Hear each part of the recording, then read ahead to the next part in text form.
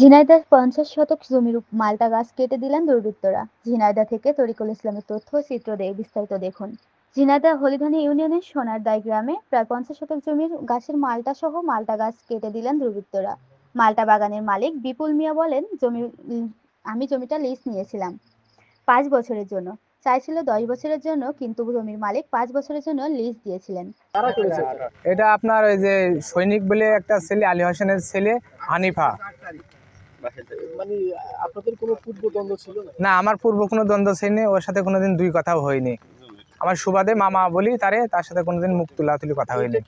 আরো বলেন, তার মা ভাই সবাই থাকতে তার কাছ থেকে টাকা নিয়েছিলেন ১,২০,০০০ টাকা। ৩ বছরের মাথায় এখন মাল্টা গাছে যেই ফল ধরেছে, ঠিক তখনই ধরন্ত গাছের গাছ সহ কেটে দিয়েছেন। আপনার নিজের জমি নাকি? এটা লিজ নিছি আপনার ৫ বছরের জন্য। আমি চাইছিলাম ১০ বছরের জন্য, কিন্তু সে ৫ বছরের জন্য দিয়েছে। একসাথে থাকতে তার মা ভাই সবাই মিলে আমার কাছ থেকে টাকা নিয়েছে ১,২০,০০০ টাকা। তা ৩ বছরের মাথায় এখন এই যে ফসল ধরেছে আর এই ধরন্ত গাছ, হঠাৎ কালকে আমি ঝিনাইদহে থাকা অবস্থায় শুনছি গাছ কেটে দিয়েছে। তখন আমি সহযোগিতা নিই থানায়, যে থানাতে বলেছে এটা তুমি গাছ কাটা অবস্থায় ভিডিও করে আনবা, বা তারা কাটছে, এটা আমরা ক্যাম্পেতে মানুষ পাঠাইছি। পাঠানোর পরে এটা ওরা দেখেছে, ক্যাম্পের লোকজন এসে দেখে। থানায় অভিযোগ বলতে হানিফা কেটে গিয়েছে, ওর শাশুড়ি, ওর বউ, আরও 2টা জন নিয়ে 6 জন পরিবারের সহ 2টা জন নিয়ে কেটে গিয়েছে। বিপুল মিয়া বলেন, তার মাল্টা গাছে প্রায় ৫ লক্ষ টাকার মাল্টা ছিল, কিন্তু তারা আমার সোনার ফসল কেটে নষ্ট করে দিয়েছে। ক্ষতিপূরণ আমার তো ফুল শেষ করে ফেলেছে। আমি একটা কৃষক, একেবারেই দুর্বল। এটা আপনার 5 বছরে যে অগ্রিম টাকাটা দিয়েছি, ১,২০,০০০ টাকা দিয়েছি। আর এই মালটা পিছনে যা খরচ হয়েছে 3 বছর, তিলি গাছটা বড় হয়েছে, সন্তানের মতন মানুষ করতে হয়। আর এই 3 বছর যে খরচটা এসেছে প্রায় 1,03,000 টাকা। দেখেছে? হ্যাঁ, এরা দেখেছে। এরা আমার এক ভাইস্তে আসছিল দেখতে, তা দেখাতে তারে দাঁড়িয়ে তাবর এসেছে। তা সে রাতে সারা রাত ঘুম আসেনি, তার বলছে আমার কেটে ফেলতে ধরতে পারলে। তখন কাটা হয়, আপনি কি দেখেছিলেন? জি, আমি দেখেছিলাম। আপনি তখন কোথায় ছিলেন? আমি আনুমানিক 11:30টার দিকে মাঠে ঘাস কাটতে এসেছিলাম। সেখন দেখছি কি এরকম শব্দ হচ্ছে, ঘাস কাটার যে শব্দটা হচ্ছে। এরা আমি বলছি আমার চাচা তো বাসায় নেই, কেউ তো বাসায় নেই আমাদের, তা শব্দ হচ্ছে কিনা শব্দের উৎসটা দেখতে আসার জন্য এসেছি। এবার সে আমাকে চিনে ফেলিয়েছে। চিনে ফেলা মাত্রই করছে কি এই দিয়ে তাবৎ দিয়েছে। সেই লোকটা কে? হানিফ। সে প্রভাব খাটিয়েছে। তার সাথে 6 জন মোট ছিল। এর মধ্যে কি সবাই কি পুরুষ? না, 2টা পুরুষ, 3টা পুরুষ ছিল, 3টা মহিলা ছিল। আচ্ছা। তা আপনাকে কি তাৎক্ষণিক কোনো আপনার উপরে আক্রমণ করেছে কিনা? আক্রমণ করার চেষ্টা করেছে। আমি চলে গিয়েছিলাম, এটা করাচ্ছিল।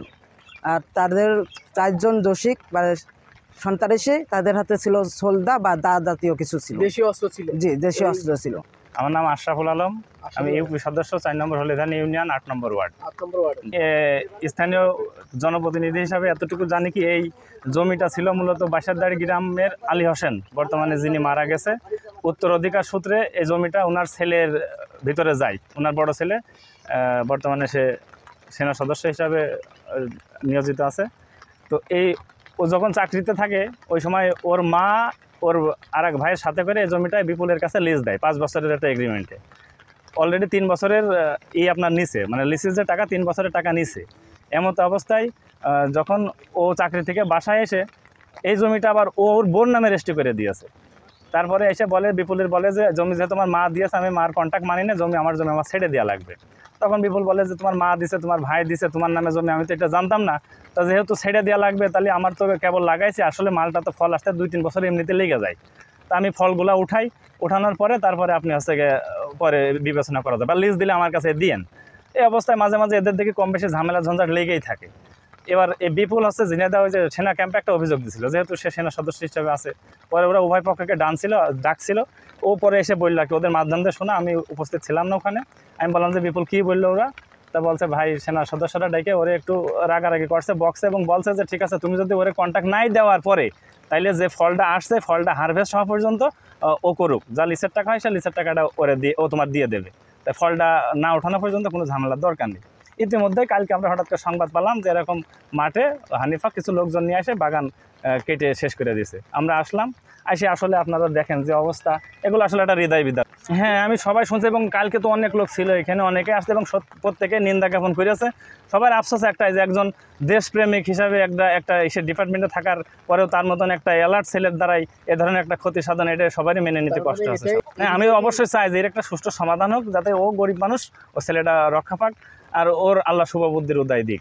না, এটা বিষয়টা হলো যে প্রথম জমিটা হলো যে এই কাজটা করেছে তার, আর ছোট ভাই এবং ওর মা মিলিতভাবে এটা লিজ বিপুলের সাথে দেওয়ার একটা কন্ট্যাক্ট করে। তো প্রথম গাছটা আমি নিজে হাতে এই বাগানটায় লাগাইছিলাম। তো যখন বিপুল আর ওই ছোটোটা আমার কাছে যায় যে জমিটা লিজ দেবো, তখন আমি রাগান্বিত হয়েছিলাম যে তুই এত কষ্ট করে গাছ লাগাইছি, তুই লিজ দিবি কেন। এখানে বিপুলের বকছিলাম, বকার পরেও আমি আর সই দিই নাই, দেওয়ার দরকার নেই। যাই হোক, পরে দিয়েছিল। দেওয়ার পরে 2 বছর পরে যে জমিটা আমাদের ঝামেলা হয়, ও জমিটা নিয়ে নিতে চায়। তখন বিপুলকে এবং আমি নিজে বারবার বলি যে যেহেতু অন্য জায়গায় লিজ দিতে হবে, সে লিজ বাবদ সেই করুক, দরকার হলে অন্য কাউকে থেকে আরও 2000 টাকা বেশি দেওয়া হবে তোকে। এ ধরনের প্রস্তাব পাঠানো হয়, কিন্তু আমার সাথে সে আর কোনো যোগাযোগ করে না। একবার থানায় অভিযোগ করলে আমার শাশুড়ি বিপুলের পক্ষে যেয়ে থানার ওসি খুব বিপুলের প্রতি ক্ষিপ্ত হয়েছিল যে আরেকজনের জমি তুমি কি নিলে কেন। তারপরে আমার শাশুড়ি ওকেও উদ্ধার করে নিয়ে আসছিলো। পরে আবার র্যাব ক্যাম্পে বিচার দিয়েছিল সেই সেনা সদস্য, সেখানেও আমার শাশুড়ি গিয়েছিল, যে তাকে সেখানে বলেছে যে আমি নিজে জমি দিয়েছি বলে সেখান থেকে উদ্ধার করে নিয়ে আসছিলো। নিয়ে আসার পরে কিছুদিন আগে এসে 2টা গাছ কেটে গেছিলো, এবং তারপরে বিপুল আমাকে, আমি এর ভিতরে আর কোনো দিনই জানি না, গত 2 দিন আগে বিপুল বললো যে ভাই আমার বাগানে খুব ভালো ফল ধরছে, তো ইনশাল্লাহ ফলটা নিয়ে, আমি বললাম ফলটা নিয়ে ওর টাকা দিয়ে দিস, আর ওর থেকে তুই চলে আসিস, ওর ঝামেলার থাকার দরকার নেই। আচ্ছা ঠিক আছে ভাই।